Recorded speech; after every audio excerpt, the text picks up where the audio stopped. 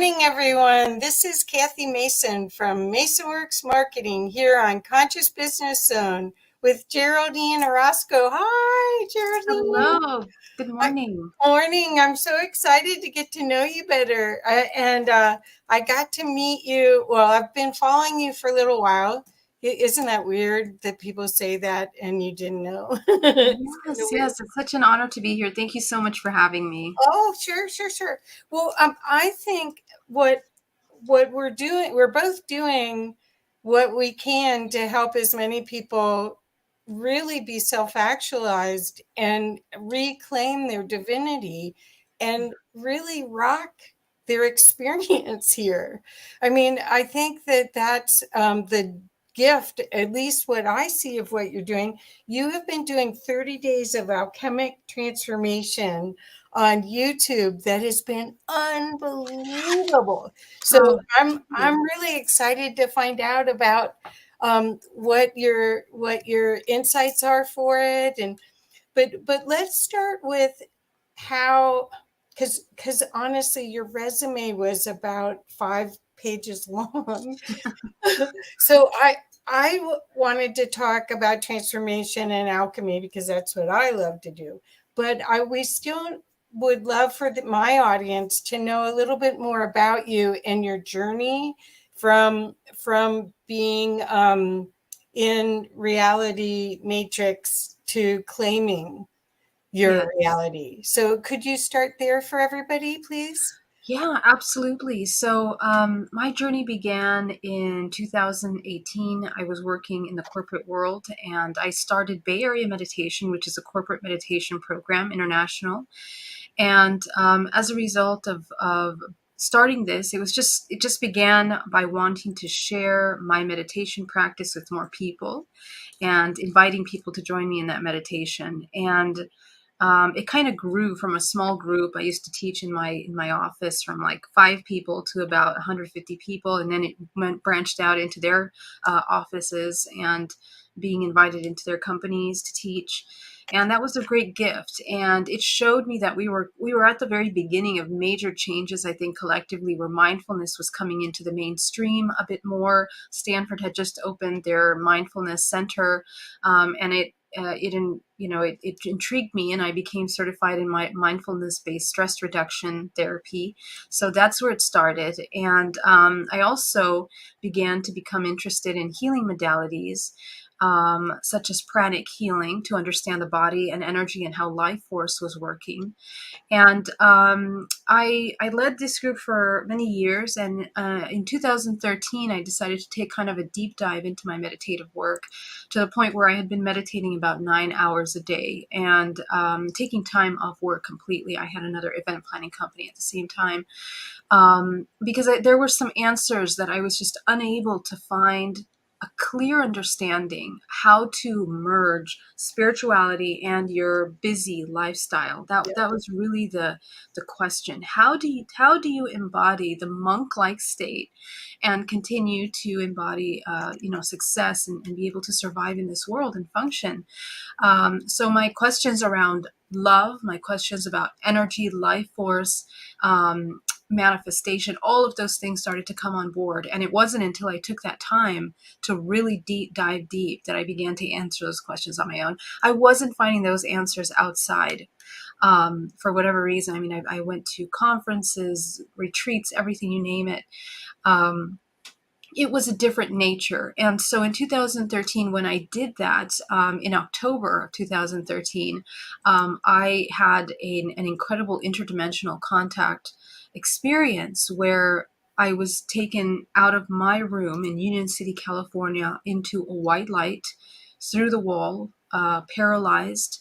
And I met these beings. And I guess at that point, I had been kind of going into major deprogramming. I had learned what deprogramming meant by doing the work myself, deprogramming my own belief systems, emotional, mental, psychological, um, uh, you know, emotional.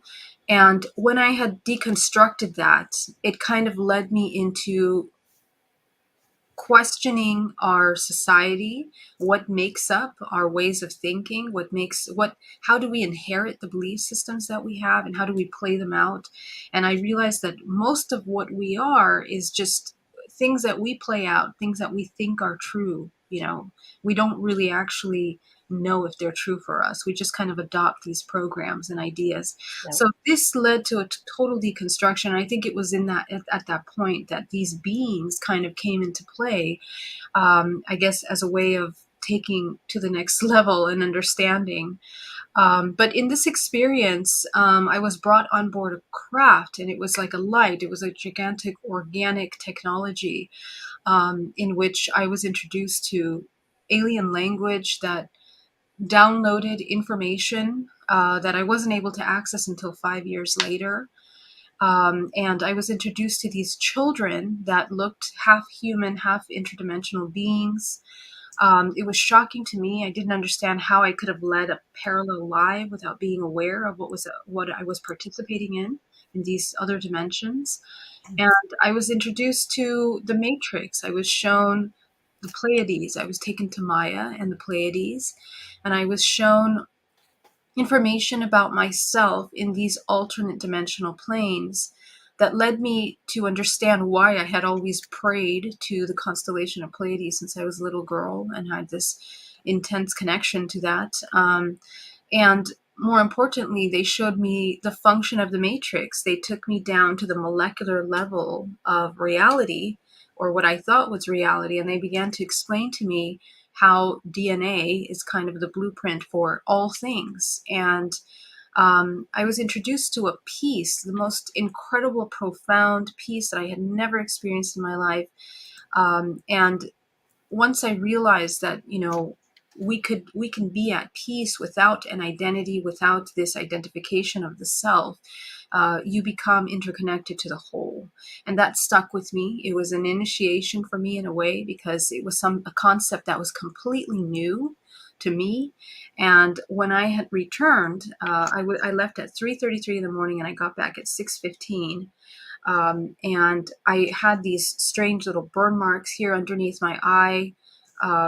My feet were dirty, as if I had left my house, and I was upside down on my bed. My body felt like I got hit by a truck. And I slept through the entire one day. And the next day, on Sunday, I shared it with my family. And on Monday, when I went back to work, I began to realize that I could see lights. I could see energy moving through the bodies of the people I was working with. I could feel and sense their emotions. I could see their organs. I could see how energy was condensed in certain parts of their bodies. So it had ripped open an entire veil for me, where I began to see both what they call it a medical intuitive, to be able to understand the organs, the function, the stagnation of life force, and then the emotional body and the multidimensional field. So it was so shocking that I couldn't leave my house for about 3 months, and it completely changed my life. But at that point, when I started to learn how to utilize that gift through meditation, through looking at my own body with this new vision, I began to learn a lot about emotions. I began to understand how life force plays a tremendous role in how we are utilizing and exchanging energy, and manifestation into a field, essentially, of co-creation. So that really changed my perspective about everything. And it took a long time to kind of digest that until 2017. So 2017, I had a hypnotherapy, and I began to channel and see the entire world's history since the origin of its conception, and how genetically we have modified and created the human race that we are today. I guess a deeper look into what holographic DNA is about. So that's where my primary area of work is, and that's how I ended up doing what I do. I completely surrendered. I quit my job. I sold my business. I ended a long-term relationship, and I just dedicated myself to this work and to be of service, essentially. So I have to ask because I haven't had that same experience, but I did have a spiritually transformative experience, I guess 19 years ago Wow. or more Yeah. now. And it was very disorienting. Mhm. I mean, you said, and it's still actually each level is more disorienting. Mm, And yeah, I really feel that the people that are waking up now with this photonic energy that's hitting the planet, they're going to need a lot of insights from people that have figured out how to navigate both platforms with ease and grace. And that's the key, the ease and grace part of it, right. because sometimes it's like ascension flu. Sometimes it is, Yeah. as your body is purging. So, do you have any recommendations for people? Because that disorientation, that's almost what most people that are sensitive right now feel, very disoriented in this reality. Yes. Well, we're going through major changes, major shifts, and I think our perceptions have to change. We have been partially indoctrinated, but also through our society, it supports this idea of being very individualistic, and it contradicts any lifestyle of mindfulness and connection, interconnection, and balanced interconnectivity. So I think that what assisted me in my transition from going from a corporate world into a different perspective of reality was to always maintain a very fluid um, perception that wasn't that's essentially the lesson, is to not identify with any one thing, any way, one way of being, one way of embodying, and also helps you understand that, I mean, the spiritual journey is the ability to be able to embody unconditional love and compassion in all dimensional layers. So whether we are finding and discovering truths about the structure of our reality, about our relationships, family, friends, our ancestral histories, there's a lot to uncover that is encoded within us. And they produce programs on how we interact with the world, with everyday life. Those programs are subconscious programming about our identities and who we are. And when you begin unpacking that, you begin to discover a lot of things about yourself. And so, what assisted me is to always maintain a neutral point, always come back to kind of a observer state. You're kind of in a state of exploration and discovery. And I think over time, cultivating that, it takes you back to this very childlike state. What I realize is that when you deprogram, essentially you come back to a very beautiful innocence in which you enter a state of non judgmental, but rather an exploration. And that's the kind of thing that really assisted, because through this spiritual journey and through the collective ascension that we're going through, we're going to have to be expanding our mind and on the way that we perceive things many times until we come into collective consciousness as a whole. And that means that we have to break down the barriers within us that create separation, that see us as separate, that wants to have judgment of things, even judgment of our own shadows, the parts of us that are deeply rooted within us that we still are learning how to navigate.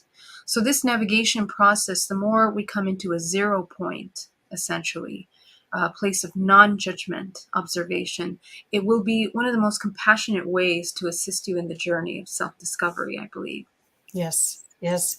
And I think the breath work and the meditation work is really the key. Essential. Um, Yeah. but the other part of it is that we are so hard on ourselves. There's a whole philosophy in the ascension uh, field that you attract everything to you, that you're a match to it. And Mhm. I don't necessarily agree with that. I used to think that until I became more of an observer of it. I assume that everything is there to upgrade or enhance or as a test. Uh, I mean, if you say you want something, you have to be prepared to be tested about it, right? Yeah.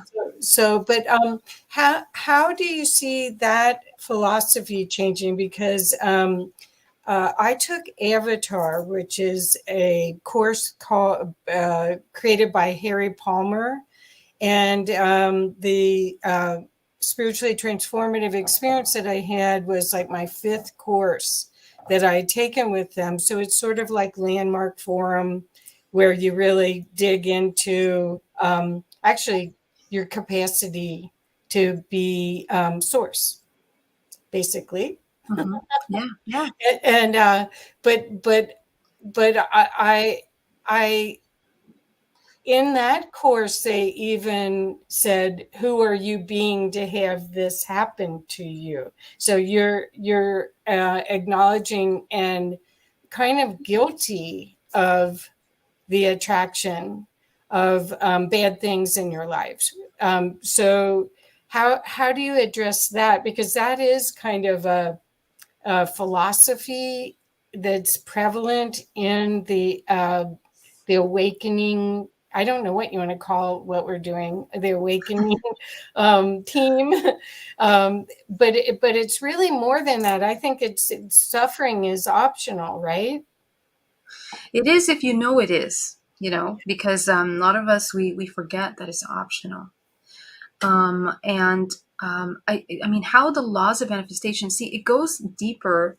And I'll give you a perspective here that what I discovered is that our DNA essentially is the blueprint for everything that we have been and everything that we have potential of becoming.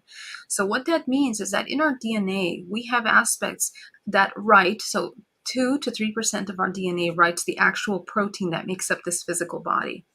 But there is an entire other aspect of DNA, which is your junk DNA. And this junk DNA is responsible for creating the intelligence, through the intelligence of the morphogenetic field, the instructions to create everything that you are. Now, this information is embedded with generations and generations of data that are both emotional, they are energetic, they are frequency information. So when the soul is connecting to a lineage, an ancestral lineage, it literally connects through resonance. And this is a higher level of resonance. We're talking about as an organism of consciousness. Now, before you are even choosing your life, it's almost as if this has a self-organizing intelligence that life force will allocate itself on this planet, let's say this planet, this existence that we're co-creating here together, in order to allow this organism to experience its highest potential based on everything that it has been and everything that has the potential of coming. But it's not that it's separate from everything else that it is, because what we also discovered is that we have simultaneous aspects of ourselves that exist, Yes. that we have the ability of accessing. And this is why things like hypnotherapy function, in order to be able to access the subconscious mind and then the collective subconscious, which are layers of ourselves, of aspects of ourselves, which we have within the subconscious and the collective unconscious. So all of these aspects of ourselves make up what we are, and they exist simultaneously in more than one dimensional plane, in different timelines that we can actually utilize as tools to understand, you can say, our purpose or why we're here.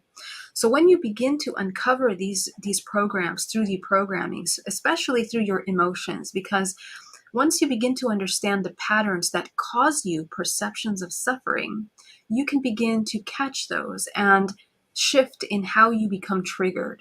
And that immediately changes many things. It creates new neural pathways, and it completely changes your vibrational frequency from the inside out. Epigenetics, as we know, the study of how our environment affects ourselves, but we have different layers of environment, external and internal.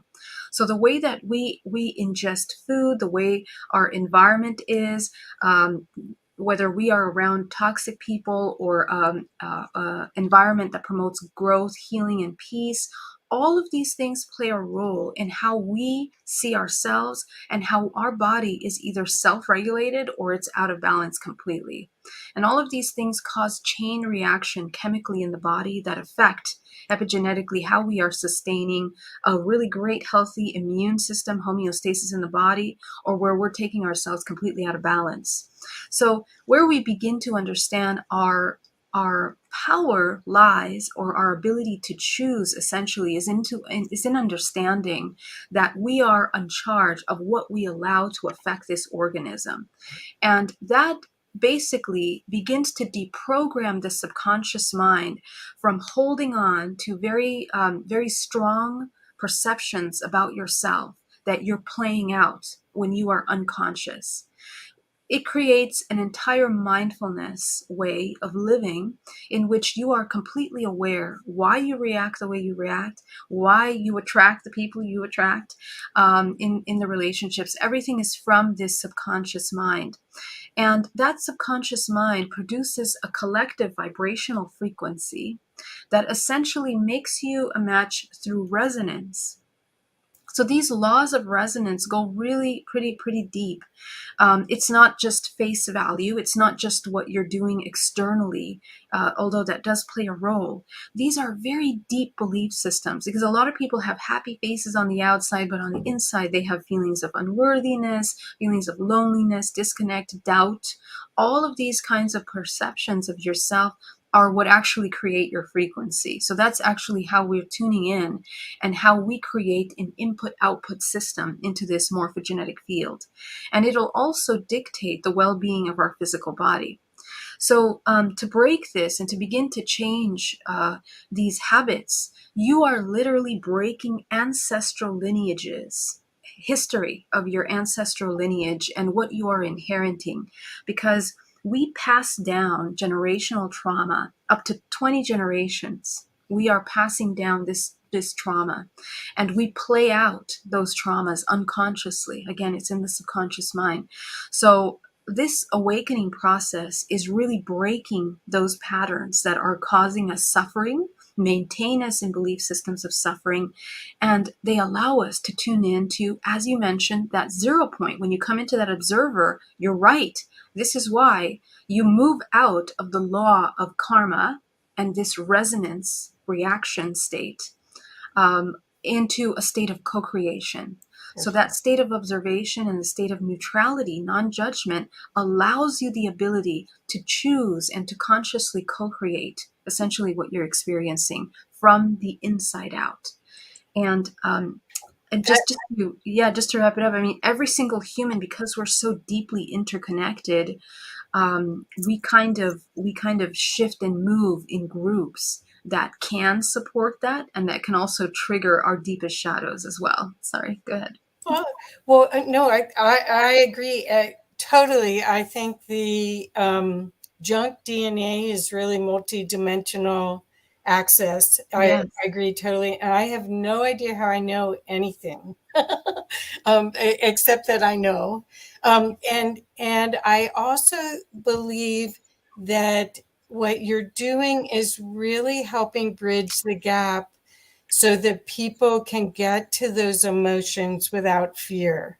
Yes. Because whatever we resist persists, Mm. but whatever we incorporate and shift is available energy to be used for creation, Right. right? So, Mm-hmm. how do you help people um, go to those scary places? I imagine the hypnotherapy work does, but you do so many DNA repatterning and all sorts of processes.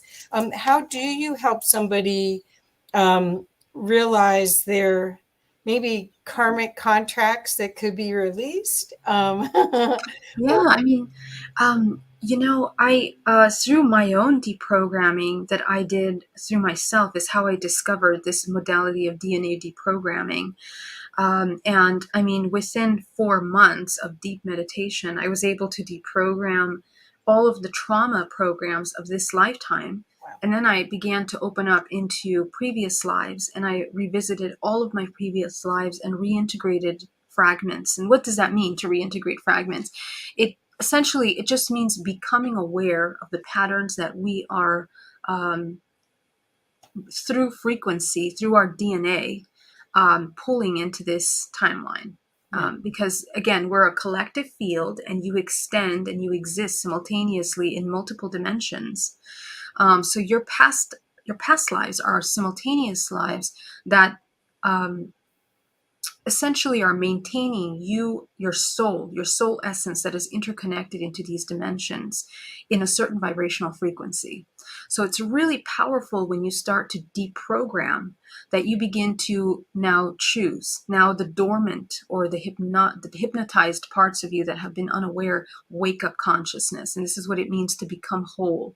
You basically wake up the aspects of yourself in these dimensional layers, and you expand. You essentially, your light expands beyond dimension. So what I do is I help people primarily through DNA reprogramming.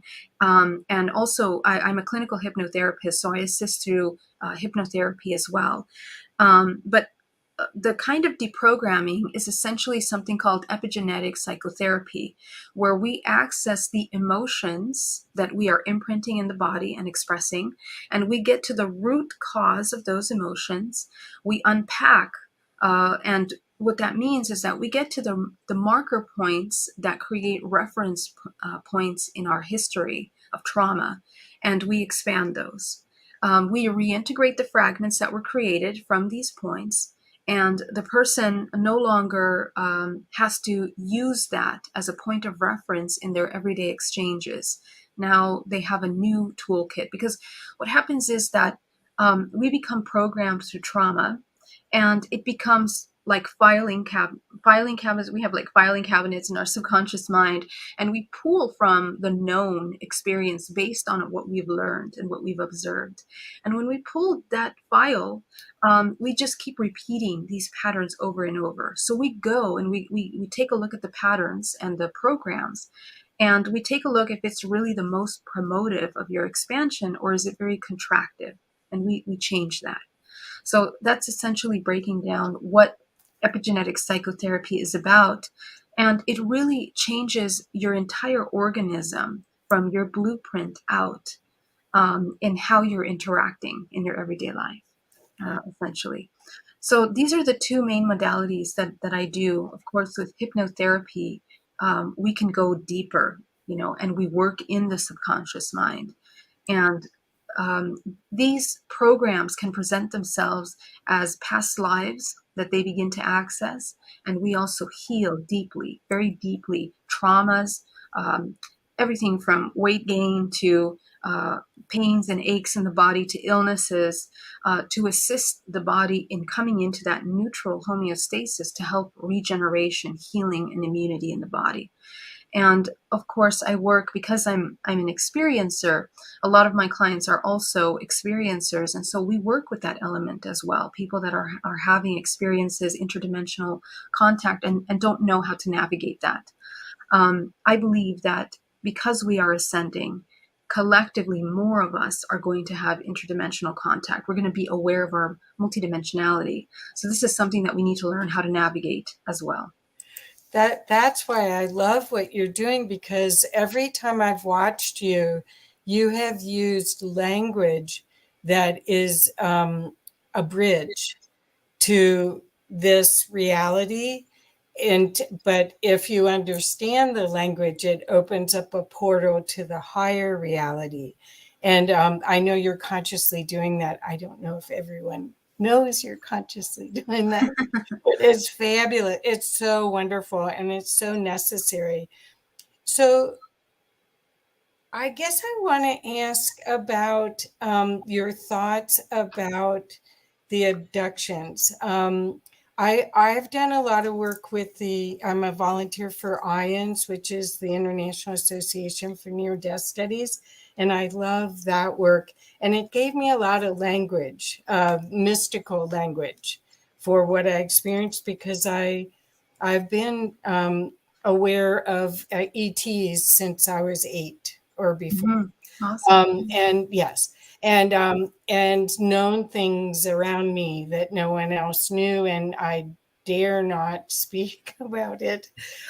Instead, in fact, people still, my family still doesn't want me to speak about it. But Mm-hmm. anyway, but that's okay. I love it. I love having all these different opportunities to serve, basically, because with knowledge becomes pattern enhancement or interruption.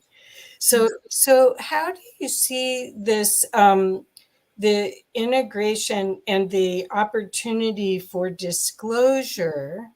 Because basically what you're doing by your hybrid mom site, and you could talk a little bit about that, and the movies, and your public appearances, what you're doing is that you're making it okay to come out and explain what's happened, but also an awareness of it.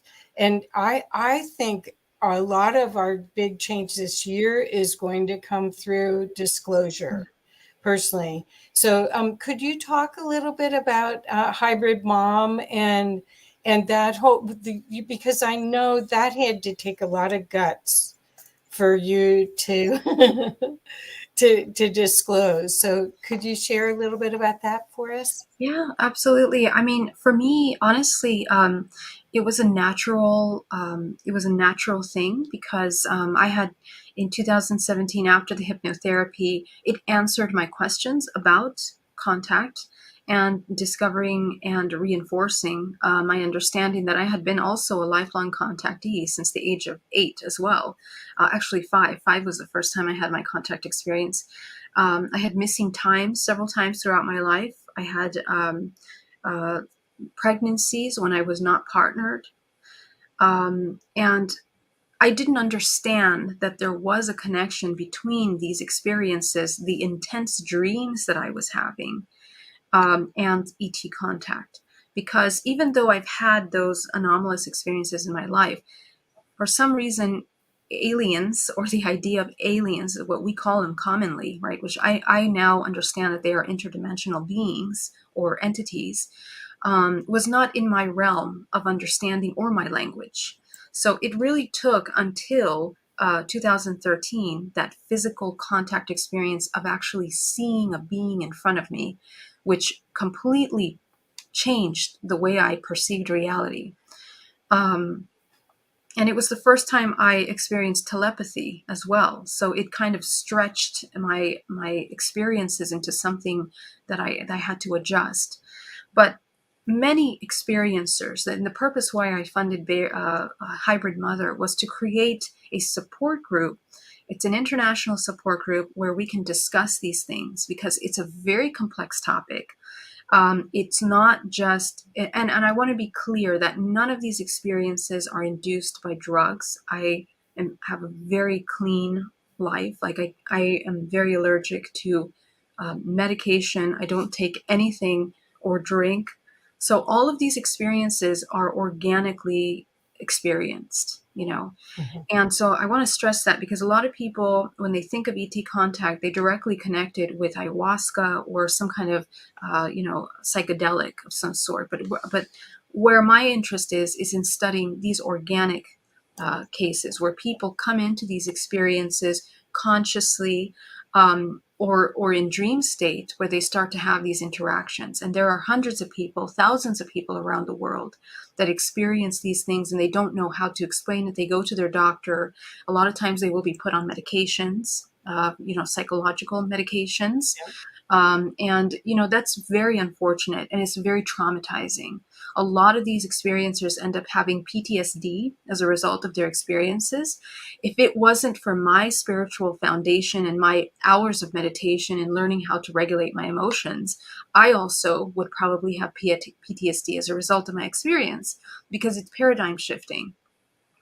So the purpose is that we gather and discuss in the deepest way, in looking at different aspects, everything from DNA, which what I discovered is essentially where we hold our interdimensional contact data. So what we discovered is that ET contact is intergenerational. It runs in families. And this is true for my family, and it's true for many families that have these experiences, those that are conscious enough to remember.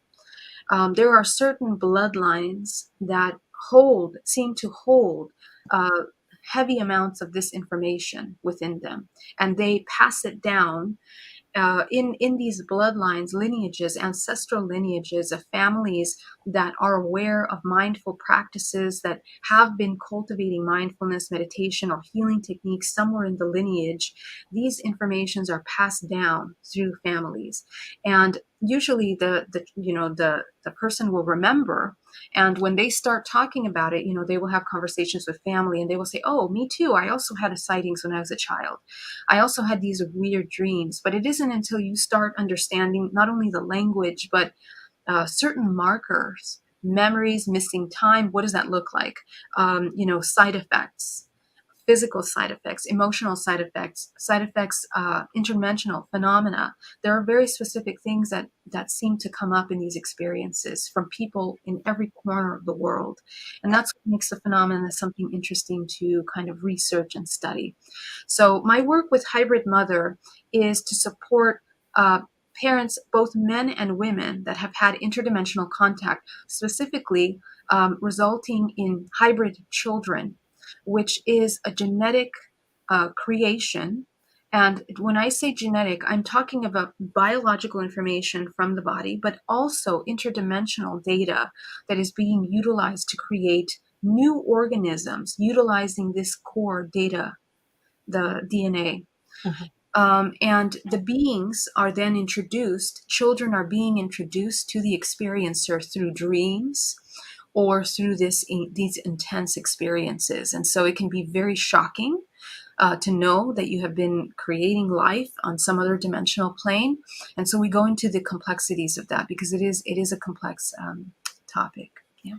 So I have another friend who doesn't have any children, that's in her early 60s, that has children on other planets, and she's experienced them. Mhm. And do you find that that's a common scenario, that people, because you only have so many eggs when you're born, and if they're being used in other ways, do you find that that's a common thing, that they don't have children in this reality?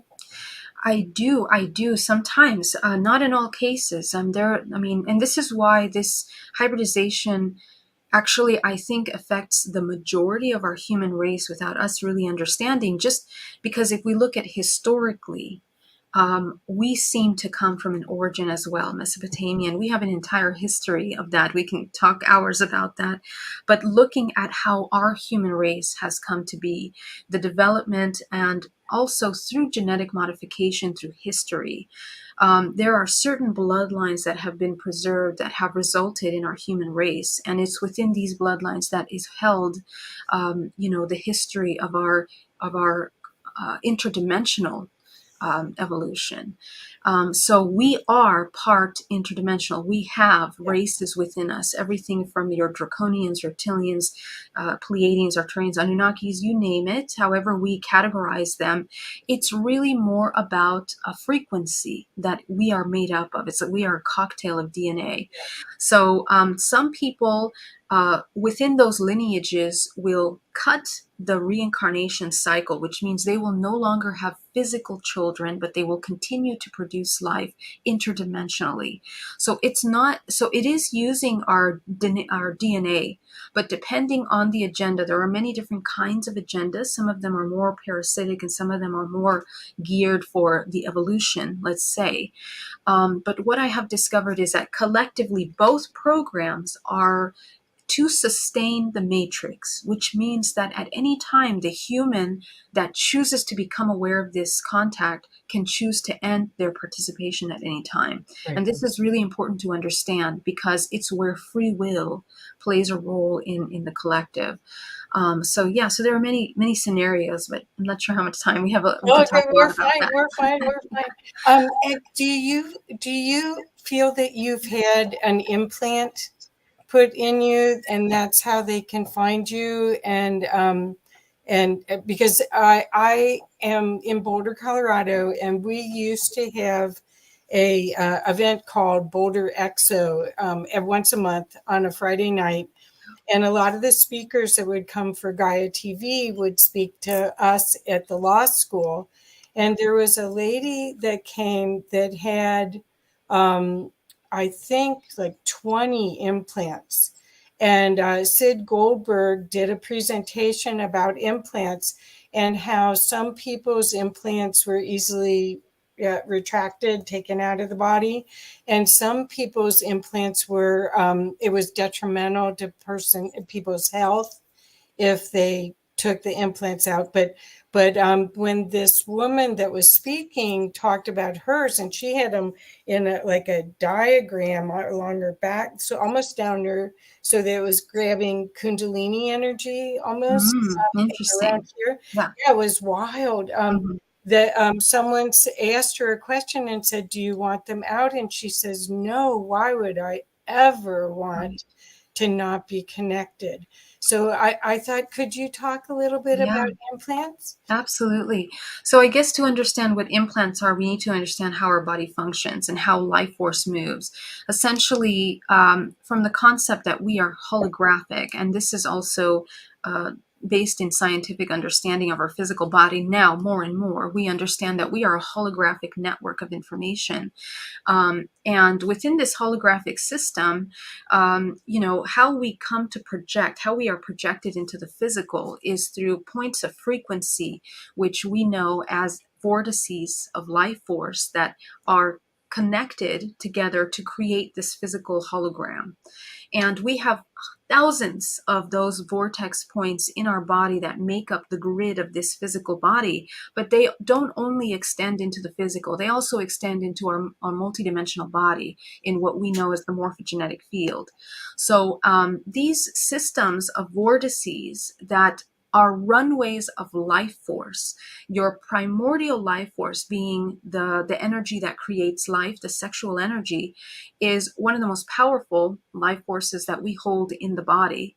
And your most important and potent life force is essentially what we know as the soul, which is essentially the life force that connects us to our source and that fills this vessel, this holographic system, with the life force in order to become animated in this physical vessel. So essentially, what happens is with these implants is that depending on our genetic, what our DNA holds, if we hold more low vibration or more dense DNA, meaning that we are embodying all manifestations of ETs or entities that are very low density, which means that they can be very parasitic. We can hold a large amount of these entities in our DNA based on our ancestral lineage. We can also hold very high vibration information.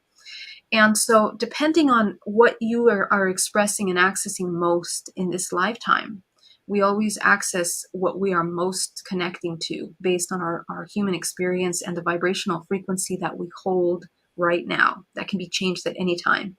So, implants are utilizing your DNA, and it's a combination. Sometimes, when very dense programs, they will literally use materials that are like metals and things like that combined with DNA to produce these very organic technology that the body is able to hold and sustain.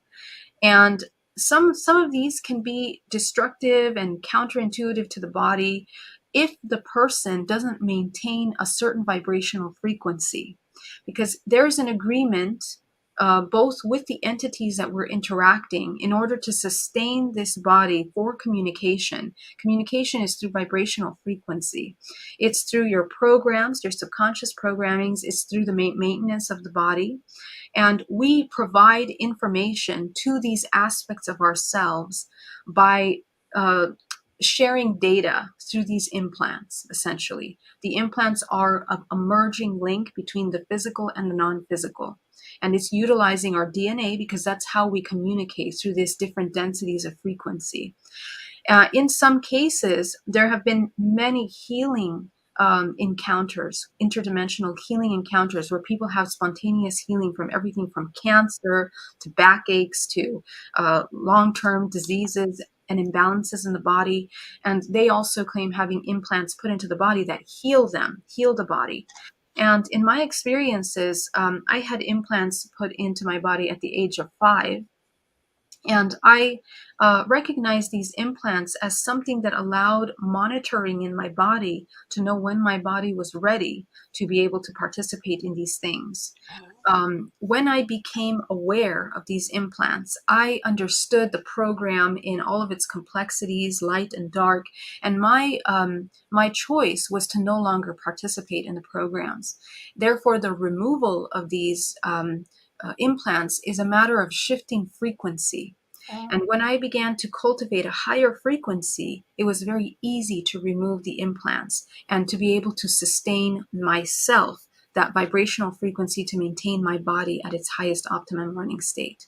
So, in other words, some of these implants are meant to help the human sustain certain vibrational frequencies.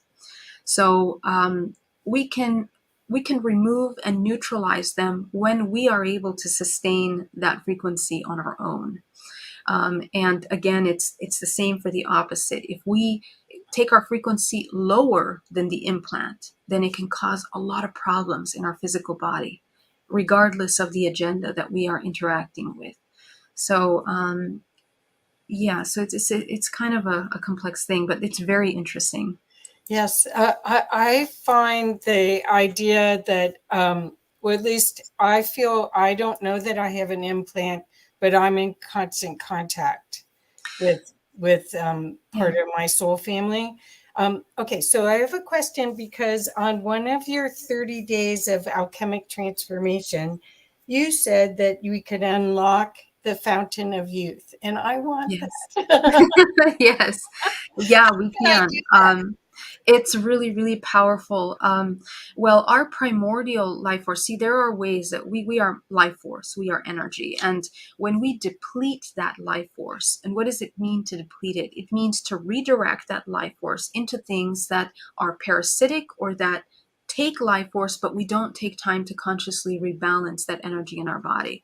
So, Okay. what creates aging is that we deplete the life force unconsciously, which means we are in a dormant state. We engage in relationships, emotional patterns that create chemical imbalances in the body that take the immune system out of balance and essentially shorten telomeres, right? So it's actually the length of the telomeres that we now more commonly know that maintain the ability for the body to regenerate itself.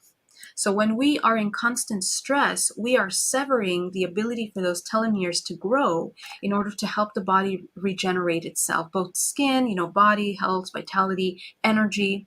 But one of the ways that the human forgets, and it's really important because our entire matrix is essentially based on the manipulation of survival and the manipulation of sexual energy and the manipulation of the unconscious states of human. Okay, so these are the three main ways, and those three main ways are condensed into energy centers in the root, the sacral, and the solar chakra. These are the main large vortices of the many vortices that we have that are interacting with our co-creation process of the holographic input and output system. So, in other words, when we are in a state of survival, our root chakra can be wide open, and all of our experiences are input output survival mode. So, we're losing a lot of energy through that, through the way that we react to things, the way that we use our emotions, especially our emotions. But there's also the sexual energy. When we deplete sexual energy, especially for men, um, this is where they lose a lot of that primordial life force. So there is a way to utilize primordial life force, which essentially is a life force within the egg and the semen of men. It's sexual energy, essentially, that we can transmute into the body. And essentially, we learn how to pull it up the spine into the pineal gland. And it kind of becomes like an elixir of youth, that we regenerate that energy into the cycle of regeneration of the body. And what happens is that there's a crystallization process that happens in the pineal gland that allows that energy to be regenerated into the organs. You can use that sexual energy for healing your organs, regenerating, keeping balance and maintenance in the body.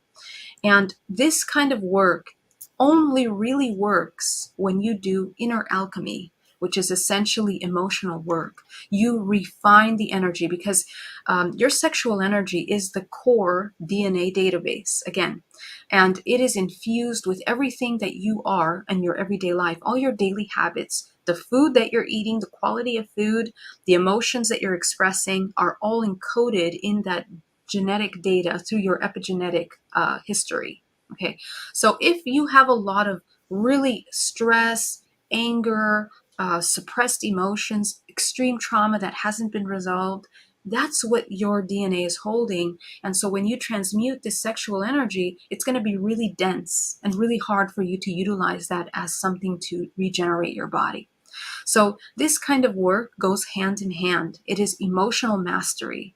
It is self-awareness. It is the cultivation of understanding that you are an energy of life force, and that everything that you do, everything that you speak, everything that you're thinking is an allocation of your life force. And so this kind of shifts your way of being into very mindful and aware of how you're using your energy and redirecting that towards regeneration. So every time that you're thinking and pausing before speaking, you're creating energy in the body.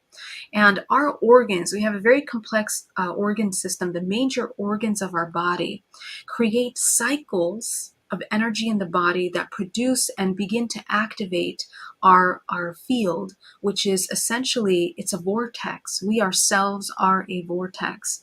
And the more illness and heavy negative emotions that we have, the slower and more sluggish this moves. The faster that we start to process, heal, and use higher vibrational frequency, the faster it begins to move. This assists us in dream time, in leaving the body in dream time, so that our interdimensional activity in dream time is productive. We can also draw life force from dream time into regeneration as well. And it'll also help you regenerate the organs, during your sleep in a way that is very productive. So there are many ways, but I'm just touching on a couple here. I Uh, think I how think we'll want to do this again okay. because I have so many more questions. Okay, Yeah. so the other thing, because I love what you're doing and you're explaining it in usable language so that it's actually pictorial. I mean, you can actually go there and feel it. Um, so some people talk about for the anti-aging part of jumping timelines. And Mhm. you have talked about the fact that we are living in this all of our lifetimes we're living all at once. But there's another aspect of that, which is this lifetime has multiple um, potentials, Yeah. potential timelines. And so is any of the anti-aging stuff jumping timelines as well? It is actually. I'm so happy you asked that question. Not many people understand the link between that because precisely because we are now aware of how we are expressing every word that we make, every word that we speak is a vibrational frequency. It is a wave. And collectively, over our day, we create lots of patterns and waves of frequency that make up what we are. Okay, so this is really important. So what happens is that every choice that we make shifts the way that we are inputting into the system. And that's why we have the ability of shifting what we experiencing. Every choice that you make changes the direction of how your timeline will manifest. So right now, everything that you and I are doing is creating a potential timeline for both of us and for all of our listeners as well. Mhm. As we grow, as we listen to things, as we expand our mind, we are having an opportunity to choose a different lifetime timeline than what we were on. Okay, so essentially, the more constructive activities we make, the more we'll be able to match with in resonance with timelines that are more expansive and conducive to our evolution, to our healing, to the well-being. And this works micro and macro. It works in our everyday experience. Like right now, what you and I are doing will change the course of what is potential timeline in the next day and even days. And it works macro in that collectively, every choice that you're making changes your ancestral lineage as well. You have an opportunity to end certain karmic patterns through your self-awareness that you are inheriting and embodying. And this is important for people that are planning on having children or that have children already. We inherit those programs into the children, and we reinforce imbalanced and parasitic bloodlines and ancestral lineages. We are either creating something that's co-creative timelines collectively for the entire human race. We are participating in that. Or we are shifting and helping the entire human race move forward in a way that's more conscious through our own actions. So this is essentially how we are choosing timelines. It's a matter when you're in dormant, unconscious state, you don't really have a choice. All you're doing is you're playing what's been given and you're just repeating. But when you become conscious, you can begin to choose. Now you can begin to kind of shift timelines. And so it's the same with this rejuvenation process. I have some clients that they come to me and they look like they're 50 years old, but they're like 30, 39. And when we start working together, they start regenerating. They learn about how to use their energy. And within months, people tell them, what did you do? Did you get a facelift? You look more energy. You look radiant. And this is because of understanding how to use life force. And exercises like Qigong are highly, highly advisable. Anything that teaches you how to cultivate your energy will assist in this. Wonderful. There are a few questions, but we don't have that much time. The one that Brad M is saying, will what you're talking about cause people to live over 100 years? Alchemists have tried these things, and most people will die at a normal age. Yeah, Brad, so great to see you. Yeah, so, well, the thing is that, we have to have mind over matter, but unfortunately, our program is so deep and our trust in ourselves wavers so much because of external experiences, because we feed or we're watching the news, for example. Yeah. We externalize our power to things that deplete our understanding and to show ourselves how powerful we are. So, if you completely deprogram the program of aging, you can extend your life. Okay. And we have seen this in many older ancient generations of people that have lived longer lifespans. And we do in our life today, people are living longer than ever now because of they're learning new ways of balancing that. But I think it's all in the mind. I think that your mind has to break down. We're so programmed since we're children that our life is to get married, have children, get old and end up in a retirement home. And that's like embedded in the subconscious mind. So that has to be rewritten. Right. I also want to say that I'm working on rewriting the boundaries of how much energy and life force I can hold, so that I can do more stuff. Because in the normal paradigm is cause and effect, cause and effect, cause and effect, but that's not true. Well, it's not true when you begin to take ownership of who you are. Right. To see how much energy. So if you command constant flow, and that you're always in the flow, you can actually achieve amazing results quickly, Yes. because you're out of time and space. You're out of time. I don't know that you're out of space, but you're out. No, yeah, exactly. Well, you come into that 0 point. That's exactly right. And it's about the emotions. That's the thing that human needs to understand. If you're depleting a lot of judgment in every moment of your day, you're definitely going to go into the cycles of counter creation. Right. So master your emotions. Get to know Yeah. your emotions. Yeah. Yay. Well, we'll have to do this again because I have about 100 more things I'd love to talk to you with. Oh, But so fun. thank you Yeah. so much. Yes, Thank I love what you're doing, and thank you for your generosity because I really see, I know how hard that is to do 30 days in a row on you. YouTube Yes, for two it's lovely. hours. My goodness, you're just being so amazing. And I hope so many people will go to your site. Do you want to make sure that people that are new to you from my audience can find you? Yeah, absolutely. If you want to work with me either in DNA reprogramming or hypnotherapy, you can access GeraldineOrozco.com or Bay Area Meditation. And if you are an experiencer, you can access Hybrid Mother. Our next support group is actually tomorrow night, Oh, Friday night. So please do. It's free to everyone that is an experiencer.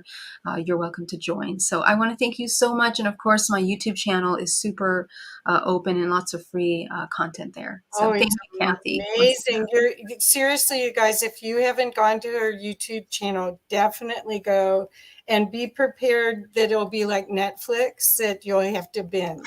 You will because Great. it's fascinating and it's all accessible. You're making all of this incredible ascension information accessible to everyone, and I am just so grateful. Thank you Thank so you, much. Kathy. Thank you so much for everything you're doing too. Oh It's such an yeah. honor. Oh yeah, Yeah. I'm having fun. Anyway, Yeah, me too. It's fun, right? That's how you keep young. Yeah. yeah, Thank yeah, you. yeah. Well, adulting is overrated.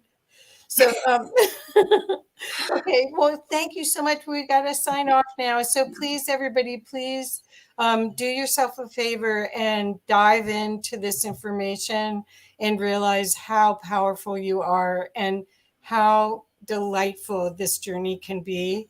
That suffering is optional. You can have a great time co-creating with the universe at a very high level, just like Geraldine. Thank you. Bye, everyone. Thank you for coming.